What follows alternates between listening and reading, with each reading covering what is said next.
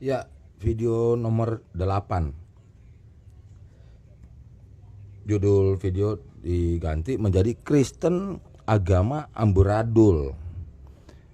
Kalau jawaban singkatnya lah iya jadi amburadul. Karena semua banyak sekali yang ngaku-ngaku ini adalah agama Kristen. Kenapa sih begitu?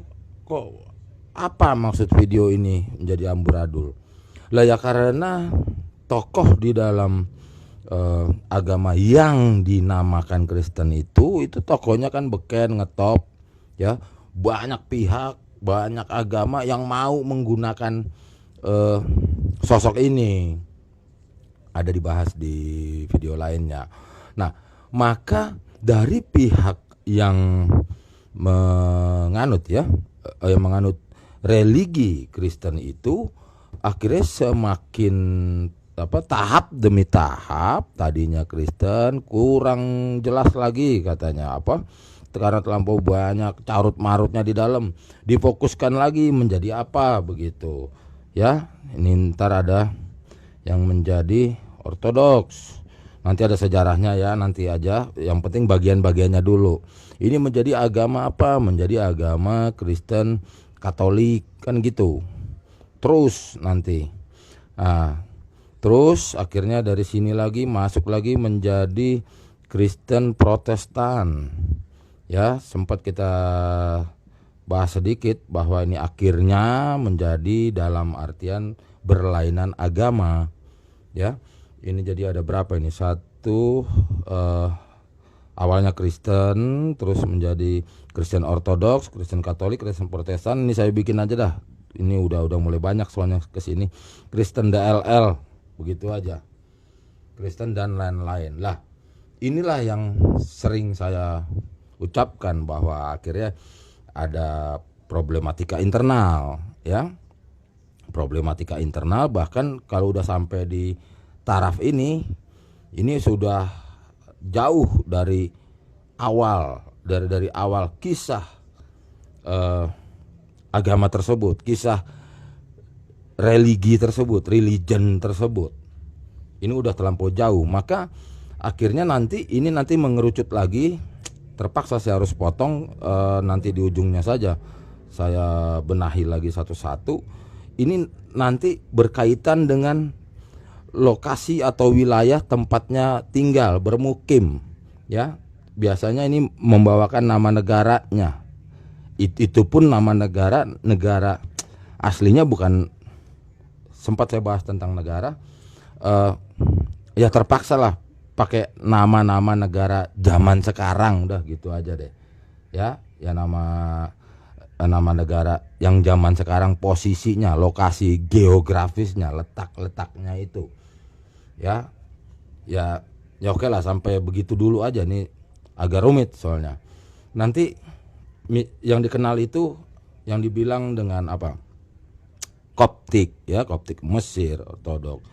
Terus ada Turki yang masih pakai nama lama, dia Konstantinopel, yang dimana dulu memang ditempati atau dikuasai oleh Yunani, menjadi Greek Orthodox. Ada Rusia lagi, nanti Russian Orthodox, Ethiopia, Armenia, apa lagi ya banyak begitu ya. Nah, di sini agak berbeda tatanan administrasi keorganisasian Katolik. Dia pun ada inian internalnya sendiri aja. Pokoknya ini yang mempunyai pucuk pimpinan, semua orang tahu bahwa ada di Vatikan itu oleh Paus itu. Ortodoks juga ada, kalau di bahasa Indonesianya ya juga Paus ya. Tapi mereka menggunakan dengan nama patriark ya, patriark ini, patriark itu, patriark ini gitu ya. Nanti kapan kita bahas di sesi lainnya. Nah, masuk dari tahap dari peristiwa Katolik Vatikan ya menjadi ada yang namanya Protestan. Nah, disinilah mulai sistem keorganisasian, kelembagaan, keagamaan yang hierarkis tadinya. Ini hierarkis ya, pastilah nih. Ini hierarkis ini hierarkis, cuman bentuk hierarkisnya agak berbeda begitu ya. Ini pucuk pimpinan hanya ada di negara Vatikan, yang ini ada di berbagai negara berkaitan dengan penghuninya atau berkaitan dengan penganutnya nanti di sana ya. Nah, ini sudah mulai, inilah apa awalnya amburadul lah begitu ya.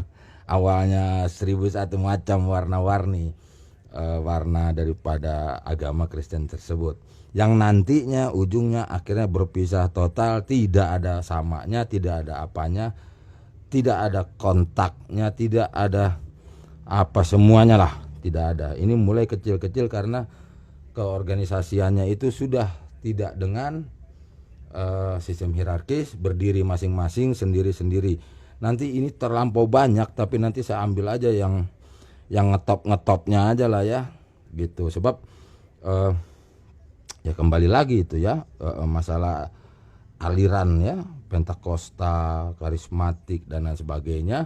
Nanti di dalam Kristen DLL ini ada nanti yang betul-betul total, tidak ada benang merahnya, hierarkis, kepada para rasul, kepada awal-awal kisah religi ini dikenal di dunia ini oleh seluruh umat manusia di bumi ini ya. Karena kan kereligian itu kan ya awalnya dari peristiwa di apa sekarang itu ya negara Israel lah begitu ya kan, yang dimana negara Israel manusianya adalah beragama Jewish itu. Jadi ini total. Nanti kalau udah sampai di titik ini di sini ya tiga lah masih dapat dibahas secara pakem-pakem gitu. Ini pun saya pernah tekankan bahwa ini nanti kita ambil contoh yang jadulnya ya, yang tuanya, yang Kristennya, karena kalau sudah mulai muda modernisasi apa segala ya udah susah dah dibahas di dalam hitung menit, itu nggak bisa dah ya.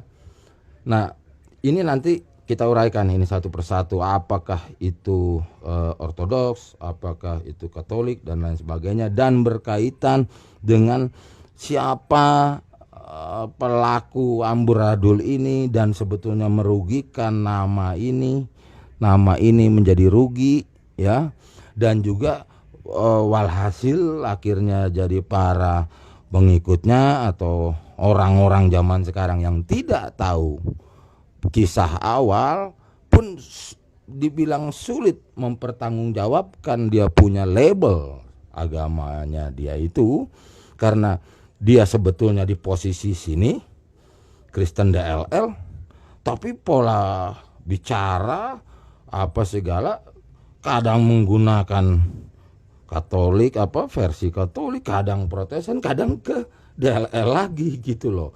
Jadi mereka penganut Kristen DLL ini jadi gimana asiknya buat diri dia aja gitu, tidak ada tanggung jawabnya atas awal kisah gitu.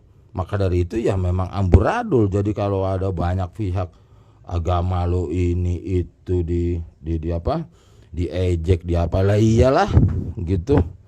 Ya memang banyak sekali apa peluang-peluang, celah-celah untuk diejek, karena Kristen DLL itu sebetulnya tidak kenal dirinya pun siapa sebagai individu, sebagai person ya, sebagai pribadi.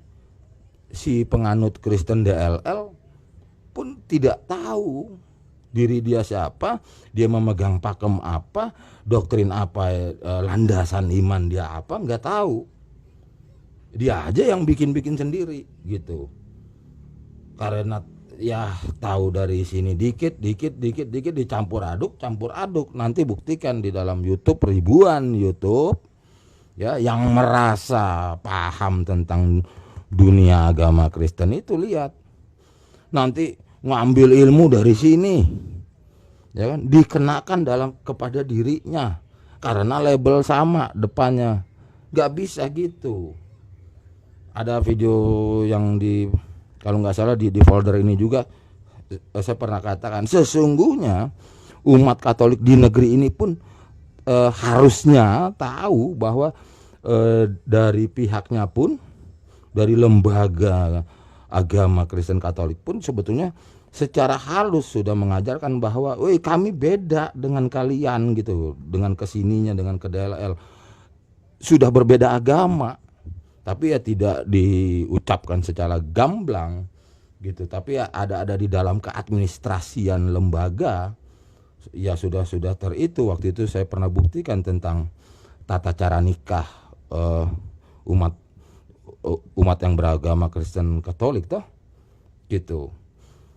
Ya sebenarnya kan gampang lihatnya. Ayo sekarang ayo kita Ekaristi bersama-sama yuk, rame-rame yuk Ekaristi yuk, sama semuanya satu cawan kan mau? Bisa. Tanya sama ini semua. Gitu loh. Perjamuan, ayo. Terus apa? Mau masih juga memaksakan dirinya bahwa kita sama? Ayo. Gitu loh, jangan stupid dah gitu. Karena nanti kalau terus kita campur aduk ya, diri kita sendiri jadi kelabakan mempertanggungjawabkan iman kita bentuknya apa, format daripada iman seseorang itu yang kayak apa.